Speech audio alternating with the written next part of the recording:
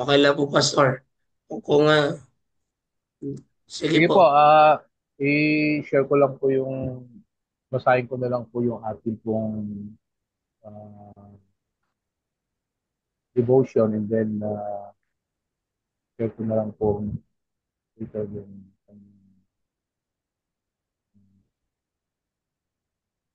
input no, regarding dito po sa ating devotion. Okay, sige po, tayo po ay saglit lang po naman manalangin. Aba Father, Lord Jesus, and Holy Spirit, even po sa mga ganitong pagkakataon, yung may mga gadget ay nakaroon ng uh, di naasahan antala. But thanks be to God, Lord. Salamat po sa binibigyan mo pa rin kami ng pagkakataon upang i-share sa inyo, sa amin, yung salita. Uh, Salamat o Diyos ng salita mo ay patuloy po. Sa bawat sa amin, even in the midst ng maraming challenges, ang salita mo pa rin o Diyos. Kaya maging lakas, tanglaw, pag-asa, kagalakan namin sa aming pang-araw-araw. Help us, Lord, sa aming devotion for today. Uh, Mangyari ang iyong nais sa bawat sa amin. Strengthen us, inspire us, O Lord, sa mga salita mo, yung panggulang-gulang. In Jesus' name we pray. Amen. So, off-cam lang po ako kasi mahina po ang akin pong internet. Anyway, let's dive in dito po sa devotion today, June 6 po, yung may pamagat na workout, Ah, Pastor what God Redry, works. sorry Yes. po. May ano ko lang po. Magagawa ko po siya ng konting paraan. Kung okay lang po ang bawat isa, pwede pong mag-share and then I just only to copy it and paste para ho at least mayroon po tayo ano. Okay lang po ba, mga kapatid? Oh, later, ipadala ko na lang po sa atin yung PowerPoint. Okay, so yung ating demo po ay may pamagat po na workout what God works in po by Oswald Chambers. Nandiyan po sa Philippians chapter 2 verse 12 to 13, ang sabi po, work out your own salvation for it is God who works in you. So let me read to you yung demo, then some input summary regarding this demo. Your will agree with God, but in flesh there is a nature that renders you powerless to do what you know you ought to do. When the Lord initially comes in contact with our conscience, the first thing our conscience does is awaken our will, and our will always agrees with God. Yet you say, but I don't know if my will is in agreement with God. Look to Jesus, and you will find that your will and your conscience are in agreement with Him every time. What causes you to say, I will not obey, is something less deep and penetrating that your will. It is perversity of stubbornness, and they are never in agreement with God. The most profound thing in a person is his will, not sin. The will is the essential element in God's creation of human beings. Sin is a perverse nature which entered into people. In someone who has been born again, the source, the will is Almighty God.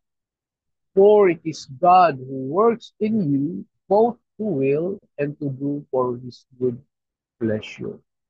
With focused attention and great care, you have to work out what God works in you, not work to accomplish or earn your own salvation, but work it out so you will exhibit the evidence of a life based with determined, unshakable faith on the complete and perfect redemption of the Lord. As you do this, you do not bring an opposing will up against God's will.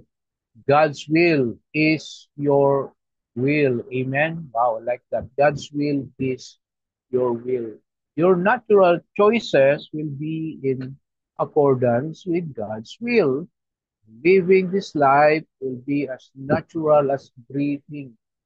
Stubbornness is an unintelligent barrier, refusing enlightenment and blocking its flow. The only thing to do with this barrier of stubbornness is to blow it up with dynamite, and the dynamite is obedience to the Holy Spirit. Do I believe that Almighty God is the source of my will? God not only expects me to do His will, but He is in me to do it. Now, here's the wisdom from Oswald. We are not preached the doing of good things. God deeds are not to be preached, they are to be performed. So I send you. End of our devotion. So, naglagay lang po ako ng at least three, a summary of insight regarding dito po sa Devo po natin. Work out what God worked in by Oswald Chamber. Number one, I work out not for work. Okay? Work out not for work. So, binibigyan din po ni Chambers, dito po sa devotion natin kanina, na hindi sinabi po ni Pablo gumawa para sa iyong kaligtasan. Dahil ang kaligtasan po ay isang regalo mula sa Diyos. Amen? Wow. That's good. That's great. No? It is a gift from God yung kaligtasan po. Okay? Sa pamagitan po ng biyaya o grace. Sa halip, ang sinasabi magtrabaho, okay, rather work out, o ibig sabihin, implies putting into practice what God has already worked in you. Okay? So, nagpapahiwatig ng pagsasabuhay kung ano po ang ginawa ng Diyos sa atin. So, God works in us the doing, but we must work it out practically. So, yung sinasabi ko. So, number two, okay, cooperation with God. That's sinasabi na work out, cooperation with God. So, sabi po, the process is synergetic. Ano ba yung synergetic? God supplies the desire and power, but you must respond and apply it to your daily life. Ibig sabihin, beware of the spiritual relaxation which says, I am so thankful that God saved me. Now I can just rest. You must work out what God has worked in. So pag sinabi natin the process of synergetics, this 1 plus 1 equals 3. So we work, but God ay nakikipag work sa atin. That synergy means. So number three, uh, fear and trembling. That yun po yung sinasabi po ni Pablo na to work out your salvation. Okay? Fear and trembling. Hindi ito po nangangulugan ng pagiging matakot sa Diyos. Ngunit pagkaroon po ng kapitagang kamalayan kung gaano kaseryoso po at kabanal ang prosesong ito. Nagpapakita ito po ng, ng matino na paggalang sa presensya at rin ng Diyos. Amen? So, this doesn't mean being afraid of God, right? So, but having a reverent awareness of how seriously and holy uh, this process na sinasabi po. So, number three and last, ito, everyday obedience. Wow, everyday obedience. May kasabihan naman po natin, uh, obey lang ng obey para walang delay sa mga pagpapalo ng Diyos. So, everyday obedience. Po, binibigyan din po ni Chambers na ang paggawa ng kaligtasan ay nangyayari po sa maliliit na tungkulin. Po, ordinary pag-uusap, at mga natatagong sulok ng ating buhay. Ito po ay tungkol sa pagsunod at pagsuko araw-araw. Wow, so surrendering to God's will ay araw-araw po. Hindi po kung nagkasala tayo, nagkamali tayo, nagsisisi tayo, kundi araw-araw. The real test of the life of a saint is not in the mountaintop experience, but in the valley of God. Tawag natin pong pagpapakumbaba o pagsunod sa Kanya. So, we don't work out our salvation po to impress others or earn favor. Right? So, alam niyo po, the end goal po ng ating pong kaligtasan is to live for God's pleasure, to reflect His nature and fulfill His will. So, ang sabi po ng Oswald Chambers puts it this way, we have to work out with concentration and care what God's work. Not work to earn or deserve salvation, but, po, to exhibit it in our life. Wow, pinapakita, nagiging model. No? Sabi ko nga palagi, no, po, tayo po ay modelo ng kaligtasan. I-exhibit natin ang kaligtasan ng Diyos sa buhay natin pamagitan ng pagsunod sa Kanya. So the effort is real but it's not about earning. It's about expressing. Man, it's about expressing just like the miner with the gold. No? Isang halimbawa, just like the miner with the gold. What you need is already there, but it must be brought to the surface through discipline, surrender, and daily obedience. So that ends my reflection. And Debo, thank you for letting me share the word of the Lord for today. Work out what God wants to. Oswald Chavez. God bless po. Thank you, Pastor Redrick. God bless.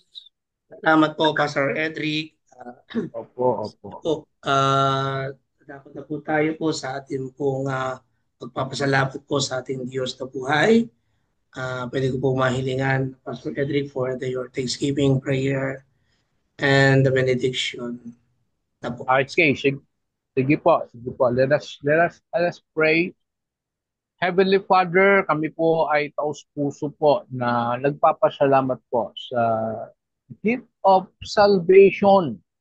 It's only by your grace, O Lord, only by your mercy and love, pagkat sa pamagitan ng iyong pagliligtas, freely given through the sacrifice of your Son, Jesus Christ, Lord. We acknowledge po that we can never work for this gift, but you can call us to work it out so that to live it out in reverent obedience each day. So Lord, tulungan mo po kami na tumugon to your work within us, yung naisin mo po sa bawat sa atin. Strengthen our will to align with yours kahit po mahirap, hindi madali na ang iyong layunin, naisin po ay mangyari po sa amin sapagkat marami kaming mga pagdadaanan. But Lord, we pray, Holy Spirit, to empower our actions to reflect your character in our ordinary days and unseen moments.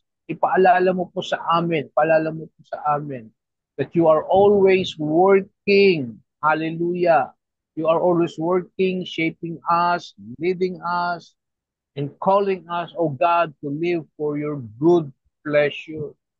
So Lord, we may never grow passive. Each of us right here, kaming lahat, Panginoon, I pray, O Holy Spirit, we will never grow passive or self-reliant, but instead, O Abba Father, Holy Spirit, yield to the Spirit who energizes us to walk in holiness each day.